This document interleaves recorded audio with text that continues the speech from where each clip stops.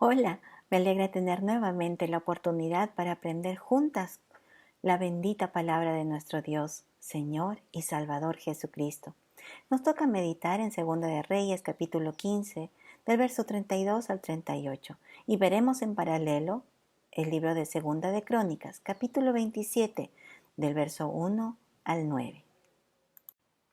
Mientras que en Israel era el segundo año del reinado de Peca, en Judá comenzó a reinar Jotam, hijo de Azarías, que también le conocemos como Usías.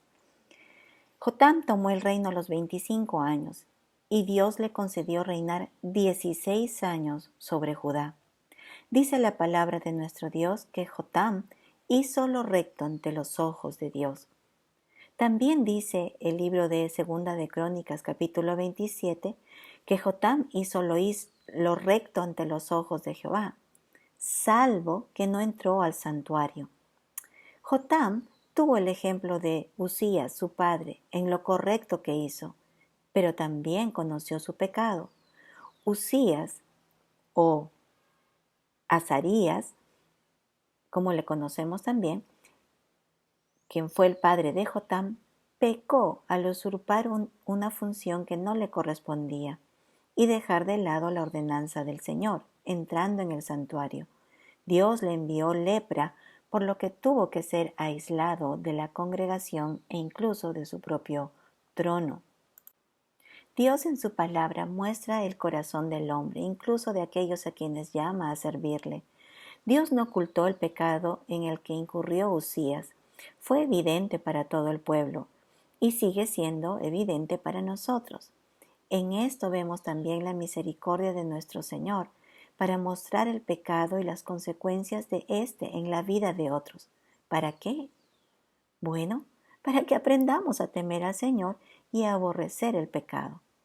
Si sabemos cuán ofensivo para Dios es el pecado y qué terribles consecuencias hay, ¿qué fascinación puede haber en el pecado? Como lo sostiene Charles Spurgeon. Jotam aprendió del testimonio de su padre. Escogió imitar lo bueno, pero también escogió huir de lo malo.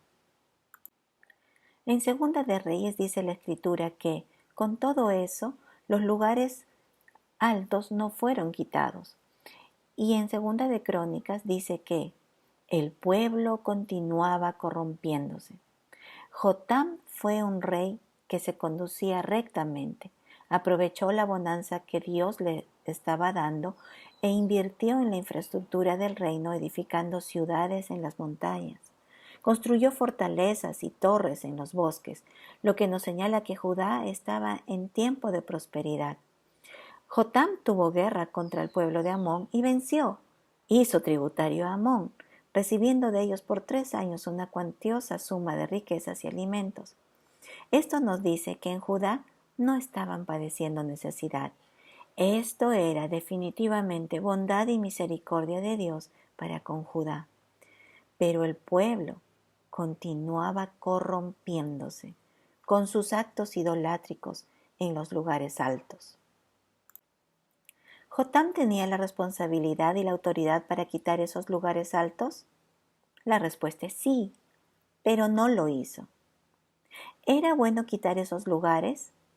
Por supuesto que sí, pero debemos ser conscientes que el pueblo no iba a abandonar sus costumbres pecaminosas al ser quitados esos lugares altos, porque el que quiere seguir pecando, lo seguirá haciendo, aunque temporalmente no tenga los medios para hacerlo. El ser humano no puede dejar sus costumbres de pecado, a menos que conozca al Señor Jesucristo, rinda su vida a Él y el Señor le dé libertad de la esclavitud del pecado. Como padres podemos y debemos quitarle a nuestros hijos todo aquello que les signifique adquirir un hábito pecaminoso. Pero eso no significa que hayamos solucionado el problema que tiene en su corazón, pues solo Cristo tiene poder para librar al ser humano de la esclavitud del pecado, desde la más tierna edad hasta la más madura edad que el hombre pueda tener. Nuestros seres amados necesitan nacer de nuevo y para ello les es necesario conocer el Evangelio de Jesucristo. Hace unos días, un hermano fue al interior del país y predicó el Evangelio a las personas adultas con quien tuvo contacto en una iglesia del interior de nuestro país. Lo curioso es que el pastor se le acercó y le dijo: bien, hermano, su prédica. Por favor, vaya a los jóvenes a predicarles también, pero le pido un favor, que no mencione la palabra pecado entre los jóvenes. Si uno no habla acerca del problema principal que tiene el ser humano ante Dios, que es su pecado, entonces no hay evangelio. Entonces no hay predicación que sea válida delante de los ojos de Dios y que le sirva al ser humano. El pueblo de Judá no solo estaba atravesando un tiempo de prosperidad, sino que Dios les proveyó de siervos fieles para que predicasen la verdad. Ellos pudieron escuchar directamente el mensaje del profeta Isaías, Oseas, Amós y también de Miqueas. Es decir, palabra de Dios no les faltó, pero no quisieron oír. Taparon sus oídos y endurecieron su corazón para seguir deleitándose en el mundo y en su pecado.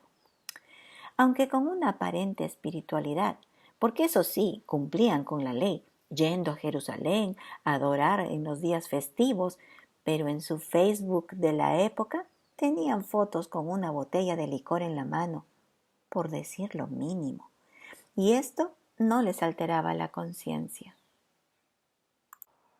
Los profetas mencionados amonestaban al pueblo con el mensaje que Dios ponía en sus labios. Ellos mostraban la decadencia moral y espiritual del pueblo, pero para los oídos de la gente era dura cosa escucharlos, y mejor se iban donde la cosa era más light. Porque ciertamente hay ministros para todos los gustos, solo que muchos van a parar a falsos ministros que les diluyen la palabra para ganar clientela. Y esto es hasta el día de hoy.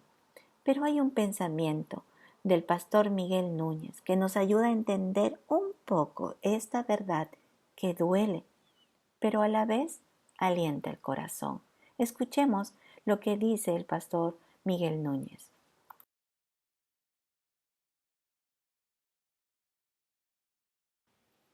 En Juan 10:27 dice así: mis ovejas oyen mi voz, y yo las conozco, y me siguen, y yo les doy vida eterna, y no perecerán jamás, ni nadie las arrebatará de mi mano. Cuando un creyente verdadero oye la voz de Dios, obedecerá y caminará en rectitud ante los ojos del Señor. La pregunta es: ¿qué actitud tienes ante la verdad de la palabra de Dios cuando la escuchas en las prédicas de tu pastor? Lo cierto es que el pueblo de Judá menospreció la palabra de Dios por boca de sus siervos, pues continuaron corrompiéndose, como está escrito en 2 de Crónicas capítulo 27. Entre las obras de Jotam estuvo la edificación de la puerta mayor de la casa de Jehová. Esta puerta era el acceso que vinculaba al palacio real con el templo. Jotam quiso que ese acceso estuviese libre para que él pudiera buscar al Señor y, de hecho, buscar también consejo en los sacerdotes que ministraban en la casa de Dios. Jotam se preocupó en tener esa puerta bien habilitada, ese camino libre para tener comunión con el Señor y con quienes Dios mismo les delegó conducir a su pueblo. Y aunque Jotam podía acercarse al templo de manera directa por su palacio, él tuvo mucho cuidado de no caer en el pecado de su padre, que entró en el santuario con incienso, queriendo ir por encima del sacerdocio, rebelándose contra Dios. Su padre, por este pecado, Dios le castigó con lepra y tuvo que ser aislado de su palacio, de su trono, de su pueblo, y perdió también su dignidad. Esto lo vio Jotam y no quiso cometer ese pecado. Sabía hasta dónde llegaba su función y que no podía transgredir en contra del sacerdocio, aunque él fuera rey. En segunda de Crónicas 27, verso 6, nos dice el Señor que Jotam se hizo fuerte y nos da inmediatamente la razón de esa fuerza. Porque preparó sus caminos delante de Jehová su Dios. ¿Qué significa que Jotam preparó sus caminos delante de Jehová su Dios? La respuesta la podemos hallar en el Salmo 119, versos 9 y 10. Así dice: ¿con qué limpiará el joven su camino? Con guardar tu palabra. Con todo mi corazón te he buscado. No me dejes desviarme de tus mandamientos. Jotam, hasta lo último de sus días, fue fiel al Señor. Sus días no acabaron mal como su padre o como otros reyes que hemos visto, que al final de sus vidas tropezaron y pecaron contra el Señor. Lo hemos visto muchas veces y nuestra mente puede pensar por algún momento de que esa es una especie de fatalismo cuando un cristiano llegue a sus últimos días, tenga muchos años de vida. Pero no es así. Podemos terminar nuestros días como Jotam, en fidelidad al Señor. Que esta sea nuestra oración. Como dice el Salmo: no me dejes desviarme de tus mandamientos. Hasta el último día de nuestras vidas aquí en la tierra. ¿Para qué? Para dejar testimonio de una vida cristiana genuina. Hasta el último día de nuestras vidas sobre esta tierra. Nos vemos en la próxima lección. Que el Señor las bendiga.